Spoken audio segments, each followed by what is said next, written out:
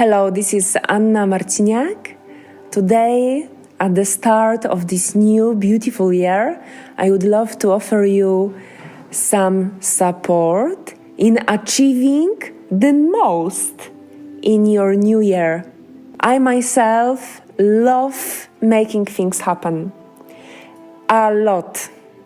And I feel like my whole life was really dedicated towards making things happen. And in my life, I made really quite few things happen. Not only in my personal life, but also in the life of my students and with my horses in the training. So today I want to share with you some tips that really helped me. The most important thing is that I wish for you to simply act and to simply take actions. Because in life, we tend to spend so much time thinking and judging possible outcomes of our actions. And we lose so much energy on judging what if I do this and what if they do that and how should I behave if this happens or that happens and what if my horse does this and thinks this and believes this and how should I respond to that, that we have so very little energy left for acting later. And we spend our life thinking about actions and not acting. And I feel that it is a huge mistake because life is made to be lived and not to be fought. However, our human mind has this tendency, and we all use this tendency many times in a very productive manner, but all the other times is just an enormous obstacle that we think what will happen instead of just taking an action and checking. Like, will my horse still love me? If I ride on the beat, will I upset him? You don't know. Just go and try. If your desire behind what you want to do is pure, if there is no fear, no judgment, no fear of losing something, if your dream is really fundamental, if it's connected to life, to love, to health, to getting to know yourself better, you will see that the outcome of the action will surprise you and will amaze you. And this is the first tip. The second tip that I want to give you is to use relaxation techniques that you have in your life to be able to do more, not to do less. If you meditate, if you spend your days meditating, hoping for the love to enter your life, but you are not going out there and you are avoiding other gender or the same gender, if you are not calling back this boyfriend because or a male friend because you are afraid what he will think about you, you are not using your meditation to open to love. You are living in contradiction. On one hand, on the intellectual level, you are telling yourself, yeah, I am opening for love. Every day I am doing these mantras for love. But then suddenly you tell your boyfriend that you don't want to have kids. You see that you, at the same time, you are opening for love and you close for love. It's impossible to open and to close for something at the same time.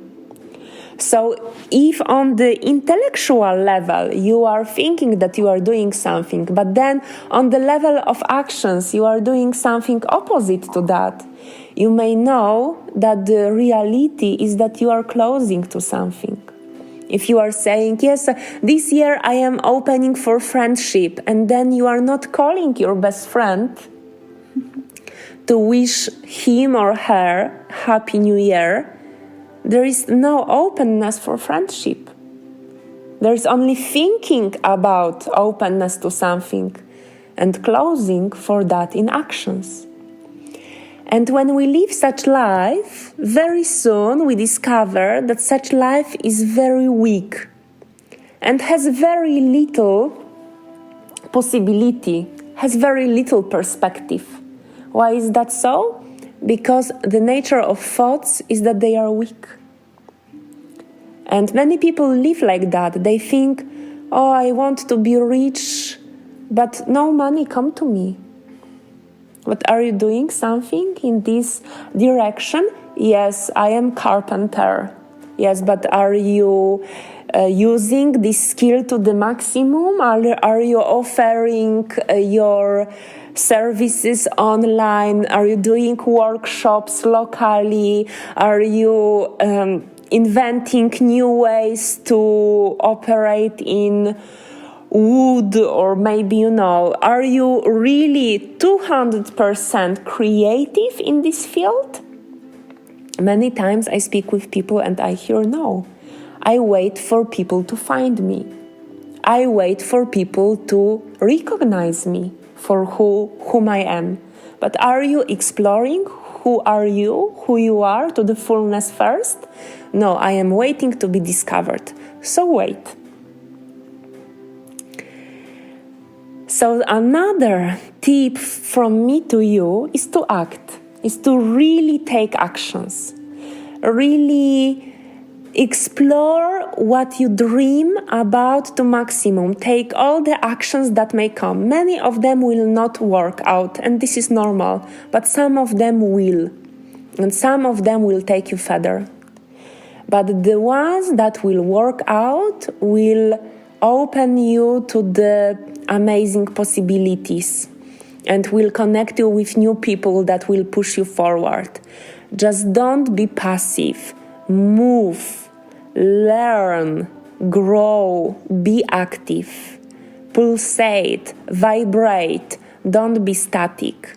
Don't be lethargic, because no change happens from inaction.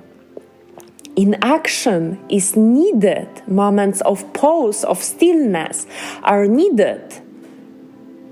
For that, the actions taken that follow them have even bigger power. But if your meditation is followed by inaction, if you do body mark and you wait for things to magically change, if you do positive affirmations and then you live in contradiction to them, nothing will change, nothing will happen, and you will end this new year in the same shithole as you are starting it. So if you hope for change, if you really dream to make this year happen, you have to make it happen. The year will not happen by itself. It will just pass. And I know that many of you had such experiences in life before, that, another year passed. What happened? Not very much. Yes? So really make this year happen. Be active. Start from little things. Like today, do a little bit more throughout the day. Try to do a little bit more. Maybe instead of just training your horse, train your horse for 20 minutes and then go for 20 minutes for a hike with him. Do something a little bit more. Take new actions. Try something new. You will see how it inspires you. But here comes another tip: how to not make such a life random. Because if we do whatever comes to us, it's like putting all the spices that we have in the cupboard to the soup. It has, at one point, it has so much taste that it is tasteless and horrible and ugly. So how to avoid living such a life? You have to have a dream that will help you to choose which spices you want to take.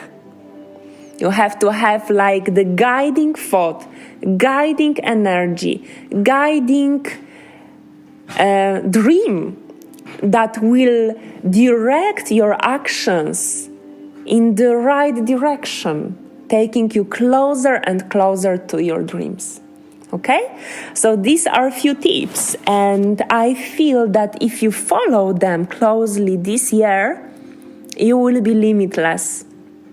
It's just the question how much you can follow them and how much you can remember about them and how vividly you can keep them in your memory as the days and weeks and months are passing by. What makes the change? What makes some people so vibrantly connected to their purpose that they shine and they stand out, and some people don't even know what are their dreams, what is their purpose? It's the relaxation. To me, relaxation is like clearing the air between you and your dream. You start to see it vividly in front of you when there are a lot of tensions, when you are distracted, when you are angry, when you are disappointed, sad, depressed. It's like there is a lot of fog between you and your dream. You see something, but you don't know what it is. It's almost like it is there, but you deny it. It's not there because I cannot see it. And many people make this fatal mistake that they wait for the fog to fall down, to go down, to disappear. They wait for the dreams to manifest for them. But for everything in life, we have to do a little bit of fighting. For everything that is important. By fighting, I don't mean clenching fists and fighting, but acting.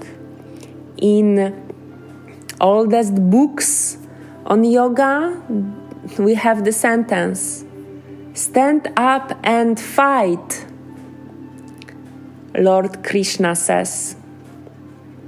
Stand up and fight. But this is not about fighting. This is not about pushing against. This is about take responsibility. Do something. Take action.